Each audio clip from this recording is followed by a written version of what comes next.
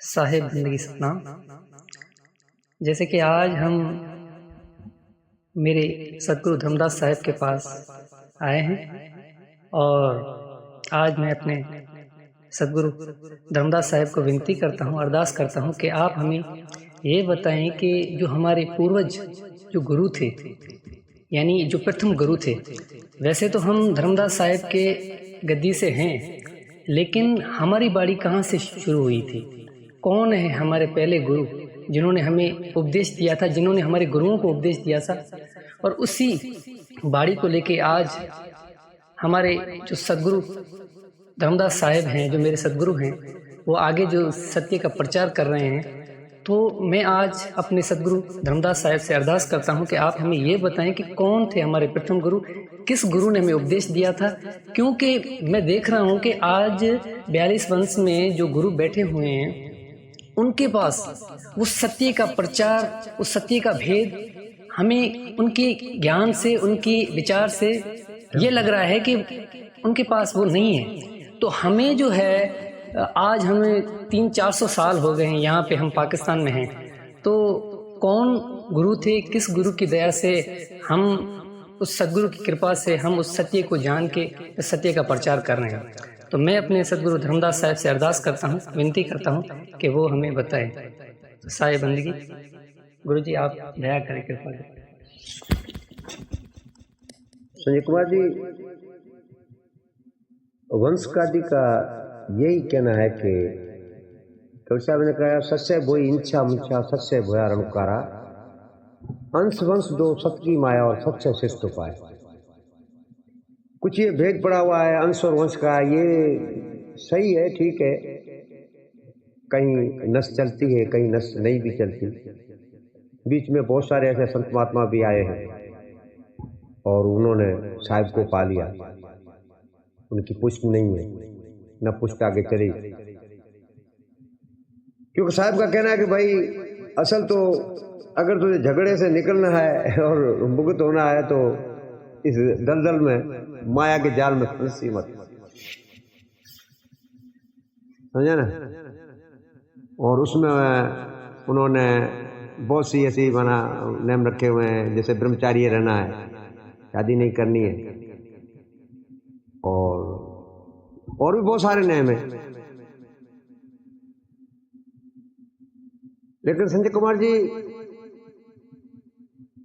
पहले मैंने आपको साखी दे दी कवि साहिब की, अंश वंश दो सत की माया और सबसे श्रेष्ठ उपाय।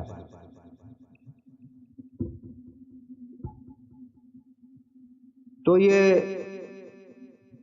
1800 के लगभग की कहानी है जो बड़ों से सुनते आए। मैं छोटा था, मेरी उम्र 8 साल थी और ताई अब्बा भी, महाराज विष्णुदास जी भी चल बसे, महान संत थे।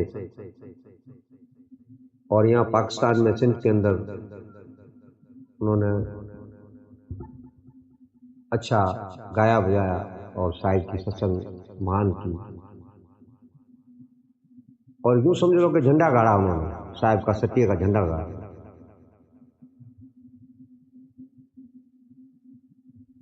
तो वनदास जी एक महान संत थे और ऐसे किसी दरख्त के नीचे बैठे हुए थे। तो हमारे नानकाने में जो नानके थे हमारे, उनका अवसर था। तो जब उनकी कड़ाई चढ़ी तो कहते हैं कि बड़े कहते थे, और साहिब ने कहा है तो झूठ तो साहिब के पंथ के अंदर है ही नहीं। पहली मोहर ये लगाई गई, मांग के खा लो, सौदा बेच के खा लो, लेकिन झूठ नहीं बोलना। तो उनकी कड़ाई जो है वो खाना नहीं पक रहा था। बहुत सारी लकड़ियां जलाई उन्होंने कड़ाई के नीचे, लेकिन वो जो भात था वो पके ना। तो किसी ने कहा, यार एक संत महात्मा बैठे हुए हैं वहाँ दरख्त के नीचे उनको आपने नेता दिया है, आप अवसर कर रहे हैं इस इलाके के अंदर। तो उन्होंने कहा भाई हमें तो पता नहीं है, और तुम जो मेहमान आए अगर तुमने देखा है तो हम जाते हुए ले आते हैं। जब महाराज जी को वनदास जी को लेके आए, बहुत श्रद्धा से प्रेम से लेके आए, उनकी आरती वगैरह उतारी, सेवा पूजा की, उनसे दया मांगी, उसी टाइम वो उबलने शुरू हो गए। तो आप साहेबपंथी थे, यहाँ से महाराज प्रागदास छोटी उम्र के थे, यही कोई 15-16 साल खुद की उम्र थी, शादी की हुई थी, बच्चे भी थे, 3 बेटे और 1 बेटी थी। तो महाराज के पीछे लग गए। बहुत यहाँ महाराज ने अटकलियाँ की ताकि ये मेरे से दूर हो जाए, लेकिन महाराज प्रागदास जी ने उन्हें छोड़ा नहीं और उन्हें गुरु धारण किया। और उनकी कृपा से एक ऐसे घराने में जहाँ ऐसी कोई बात ही नहीं थी भक्ति की, लेकिन महाराज प्रागदास जी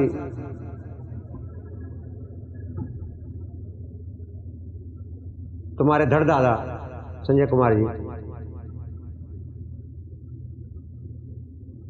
महान संत थे और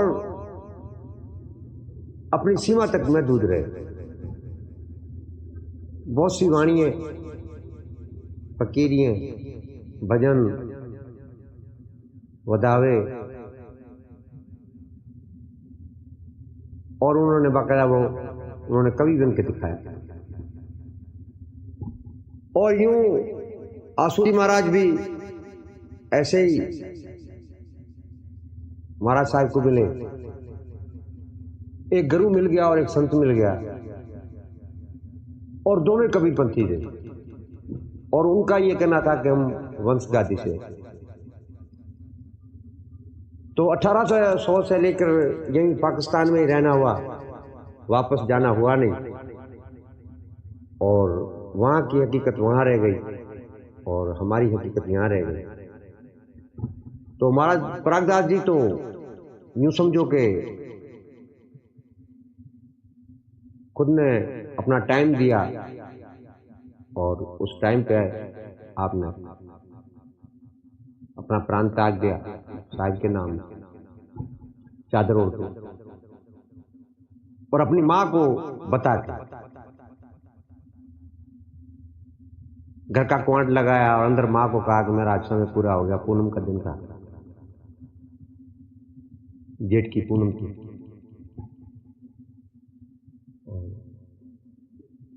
दरवाजा देख के और माँ को अंदर कहा कि मेरा समय पूरा हो गया। 35-36 साल उम्र थी अपनी, मेरा समय पूरा हो गया, और मेरे से अगर कोई गलती भूल हुई है तो मुझे माफ कर। चादर ओढ़ी और आप शायद कुछ आएगा। तो फिर वो प्रागदास जी की भक्ति उनके भाई गिरधारी दास जी ने अच्छा समय गुजारा पाकिस्तान के अंदर, हैदराबाद से लेकर पटफीडर तक, कंदकोट तक,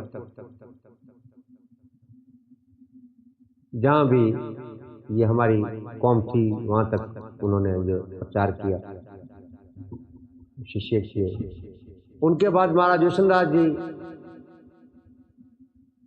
महान माना एक सत्संग के गायक होके रहे हैं, और रागनी से वागते, तंबूरे पे राग करते थे। इनसे छोटे भाई प्रेमदास जी, उन्होंने तो शादी नहीं की और साहिब की भक्ति में अपना समय बिता दिया, और ब्रह्मचारी जिंदगी अपनी बसर की। और बड़े कहते थे कि उनकी समाधि दिल्ली में काला पुल या काला पहाड़ कहते हैं, वहां पे प्रेम नगर के नाम से वहां उनकी समाधि रखी हुई है। हमारा जाना नहीं हुआ। समय आया तो पता करेंगे, बहुत समय बीत गया ये। और ये भी सुना था कि नेहरू जी ने भी कांधा दिया था, वहाँ कोई इज्तिमा, ऐसी उस इज्तिमा के अंदर नेहरू जी ने भी महाराज प्रेमदास जी के अर्थी को कांधा दिया। उसके बाद महाराज खूबदास, उनके बेटे 5, और उनमें से जो भक्ति का, बड़ों की भक्ति जिनको सौंपी की और जिन्होंने सत्संग करके दिखाई, महाराज उपदास जी।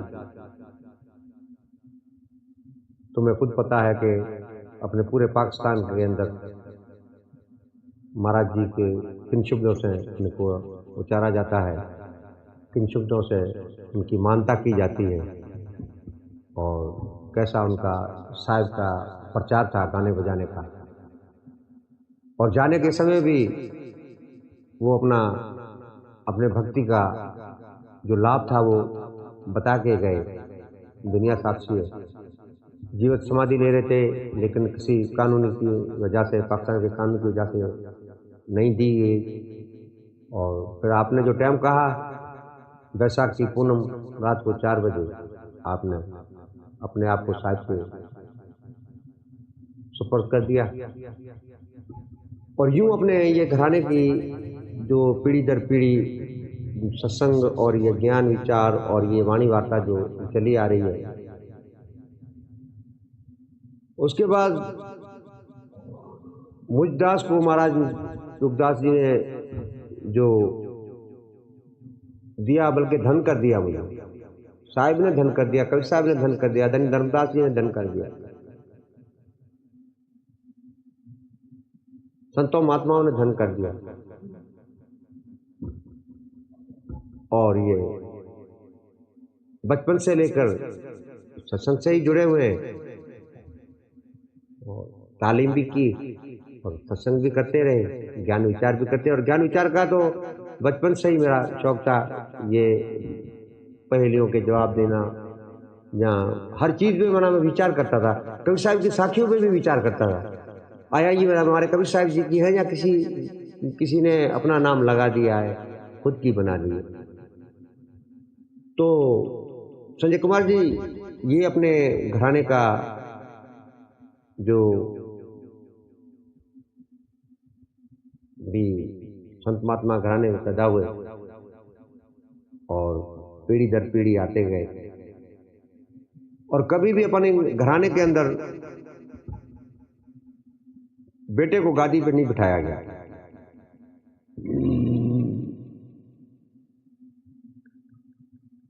पोते को बिठाया गया, भतीजे को बिठाया गया, भाई को बिठाया गया, लेकिन बेटे को कभी भी उस गद्दी पे नहीं बिठाया गया। हाँ, वो जब उसी घराने के किसी के शिष्य हो जाएंगे और गद्दी के लायक हुए तो उन्हें वो गद्दी सौंपी जाती है। ये हमारे घराने का परिचय है। और आगे जो है संजय कुमार जी और मेरी ये सत्संग, जैसे कबीर साहब और धनी धर्मदास जी की सत्संग चली है, उन्होंने हर विषय में प्रश्न किया और कबीर साहब ने प्रेम पूर्वक उन्हें उत्तर दिया है। धन्यवाद साहिब जी। धन्यवाद गुरुजी। आज आपने सारे भ्रम खत्म कर दिए और आज आपने हमें ये बताया कि ये सत्य का भेद, ये सत्य नाम का प्रचार क्यों हमारे गुरुओं के पास है। क्योंकि हमारे गुरु, हमारे संत और हमारे जो पूर्वज थे वो यहीं पे रह गए, और उन्होंने जो सत्य का उपदेश दिया, प्रथम जो गुरु थे हमारे, वो ही प्रचार आज तक सबके पास है, सभी गुरुओं के पास है। क्योंकि उनके बाद किसी भी गुरु का वहां जाना हुआ ही नहीं। क्यों नहीं हुआ? कि जिसके पास पूर्ण शब्द है, पूर्ण ज्ञान है, उसे किसी के पास जाने की आवश्यकता नहीं होती। और आज मेरे ये भ्रम भी खत्म हो गए कि क्या कारण है कि हमने उस सत्य का प्रचार सत्य के साथ ग्रहण किया और